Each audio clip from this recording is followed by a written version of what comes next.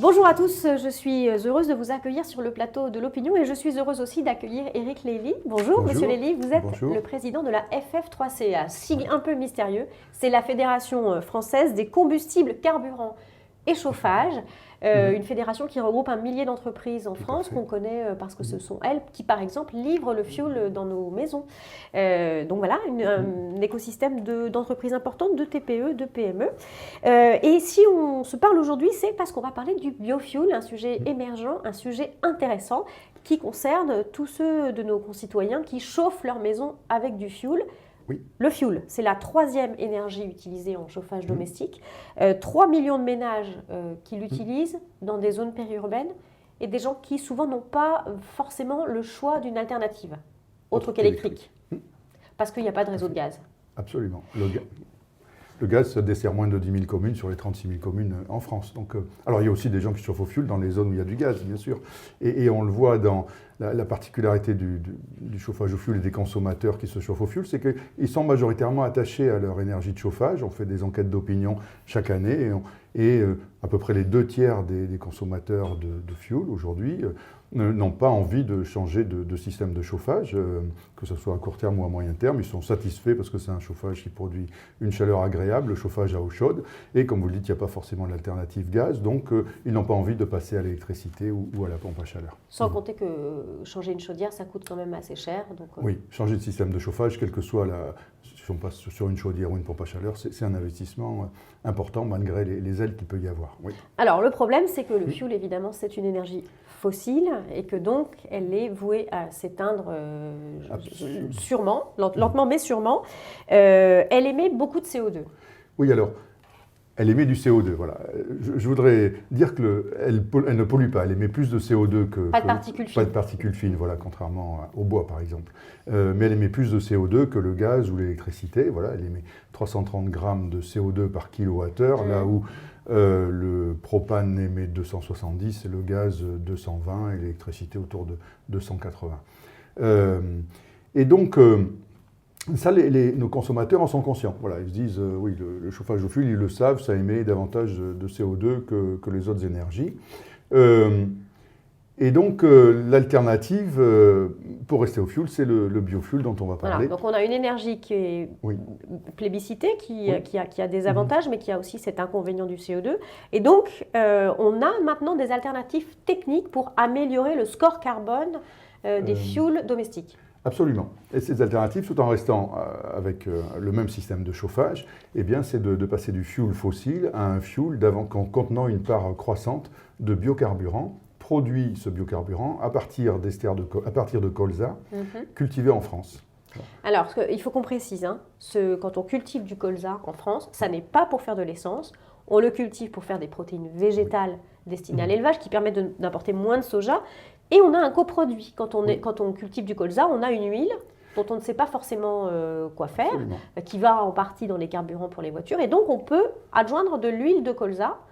On appelle ça de l'ester de colza. Voilà. On peut l'adjoindre dans du fioul domestique. À quelle proportion? Alors, nous venons de lancer un fioul domestique qui contient 30% d'ester de colza. C'est tout récent, puisque le décret d'autorisation de mise sur le marché de ce fioul domestique, de ce biofuel à 30% de colza, date du mois d'octobre. Donc on est dans la phase de déploiement sur l'ensemble du territoire français de ce biofuel. Ce qui est intéressant, c'est que nos clients, les consommateurs, dans les enquêtes d'opinion, 40% ont déjà entendu parler du biofuel, ça va à peu près ce que c'est. Et puis, quand on leur demande si votre distributeur de fuel vous propose du biofuel, ils sont 80% à dire « ah bah oui, ça m'intéresse de passer au biofuel ». Donc on est dans une phase de déploiement logistique du biofuel sur l'ensemble du territoire. On a déjà à peu près 300 distributeurs qui sont en capacité de livrer du biofuel partout en France. Mais ça, c'est la première étape, un biofuel F30. Alors, est-ce qu'on peut utiliser du biofuel dans une chaudière? Oui, c'est une vraie bonne question. Voilà. Est-ce que c'est adaptable partout? Alors, le biofuel, aujourd'hui, quand on change sa chaudière, on a forcément une chaudière biofuel parce qu'il y a un décret sur les équipements thermiques qui limite à 300 grammes de CO2 les émissions de chauffage. Et donc, quelqu'un qui change sa chaudière fuel pour mettre une nouvelle chaudière, par défaut, il aura forcément une chaudière biofuel. Aujourd'hui, les constructeurs de chaudières qui sont, il faut le signaler, c'est une industrie française, essentiellement française. Donc ils ont tous aujourd'hui une gamme de chaudières et de brûleurs biofuel. Donc si on achète une nouvelle chaudière, elle sera forcément biofuel. Et pour les anciennes alors? Et pour les anciennes, alors on peut transformer sa chaudière fuel et passer au biofuel, simplement en changeant le brûleur de la chaudière, ce qui est un investissement relativement minime de l'ordre de 1 200 €.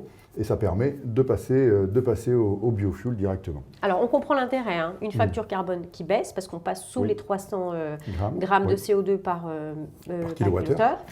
On comprend aussi que c'est un intérêt pour la balance commerciale française. Puisqu'on importe moins de fossiles, moins de pétrole. On produit localement. Mais il y a quand même encore une part de fossiles dans ce fuel. Mais ça, vous nous dites, on a des solutions pour faire baisser la part du fossile dans le mix. Comment est-ce qu'on peut faire ? On est déjà en train de tester un biofuel qui va contenir 55% de colza. C'est-à-dire en fait, plus de colza que de fuel fossile. Et c'est le sens de l'histoire, de décarboner, que ce soit le fuel ou les carburants pour les automobiles. Donc ce biofuel qui contient 55% de colza, on est en train de le tester dans les chaudières et en labo. En fait, l'objectif, c'est de montrer qu'une chaudière qui fonctionne avec du fuel à 30% fonctionne de la même façon avec un fuel à 55% de colza. Et ce fuel à 55% de colza émettra encore beaucoup moins de CO2 puisqu'à 30% on réduit de 20%, à 55% on réduit de 40% l'empreinte CO2 de son chauffage. Donc ce fuel F55, on prévoit de le lancer d'ici 2025 au plus tard.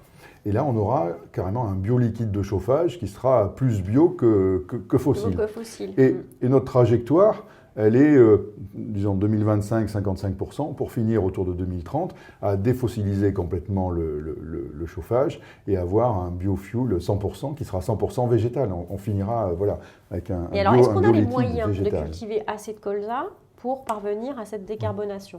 Alors, les agriculteurs sont intéressés dans le développement de la culture de colza parce que, comme vous le disiez tout à l'heure, on a le plan protéines et on va essayer. Et la France veut une indépendance protéinique et arrêter d'importer des tourteaux de soja d'Amérique du Sud. Donc, il y a développement des cultures de colza. Il y a aussi le tournesol qui permet. On parle de colza, c'est essentiellement le colza, mais il y a aussi le tournesol.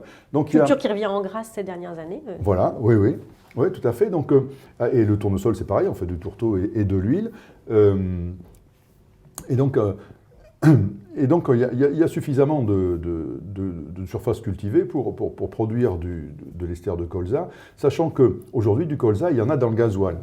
Il y a 8% de colza mais ça, c'est les Français qui ne savent pas forcément. Il y a déjà ils ne le savent pas. On roule au colza, un petit peu. 8% de colza, voilà. Et des bus qui roulent aussi. Et les bus roulent, il y a des bus qui roulent à 100% colza. Donc la solution 100%, elle fonctionne.